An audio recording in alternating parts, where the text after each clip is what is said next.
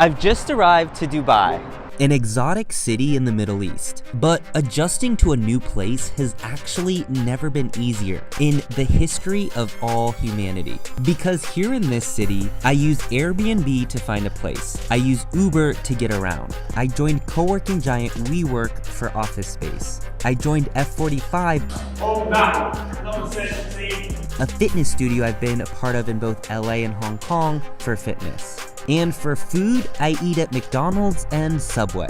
Okay, that was a joke. I eat at the Cheesecake Factory.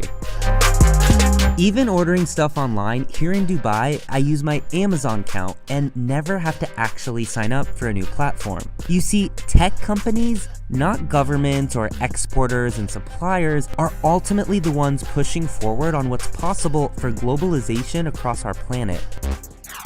For decades, McDonald's was the go-to symbol of a potential globalized world. But now you don't even think twice about McDonald's being in every country you visit. Today, you now see Shake Shack, Pizza Hut, and even Krispy Kreme. Although you could ask, is this globalization or Americanization? Then there's the content we consume too. Even Hollywood is facing global competition. Just look at YouTube. Someone in New Delhi and Dallas are able to watch the exact same content and even be influenced in the same way. Which means someone in LA can make content, but also someone in Cairo can too. Even Netflix has globalized. Some French show called Lupin was seen by more than 70 million people. And we saw the first ever foreign language film win Best Picture at the Oscars. And get this, 7.7 of the 8.5 million people that joined Netflix in the last quarter of 2020 came from outside the US. And of the content that was watched on streaming services in the US, 30% were non-American shows. Globalization has leveled the playing field for billions. It's super easy to be an expat or a digital nomad, but are there any downsides?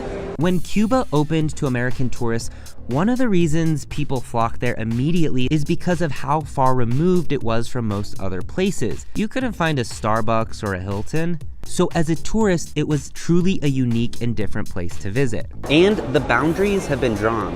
In 2016, Uber was heavily investing in Southeast Asia, but a few years later, it sold itself to its competitor, Grab, which was started in Malaysia. Uber secured a 27% stake in Grab, but if you want to use Uber in Singapore or Thailand, you're out of luck. You have to use Grab. Something similar happened in Dubai when Uber spent $3 billion to acquire Careem, a ride-sharing platform in the Middle East. But in Dubai, I can use Careem or Uber even though it's technically the same platform. So even though Uber wanted to be the go-to global ride-sharing platform, some markets just didn't have it. In Beijing, you'll likely have to use Didi. In Bangkok, Grab. And in Dubai, Careem. All this means that nationalism could push back against some globalization, particularly Silicon Valley and big tech's goal of world dominance.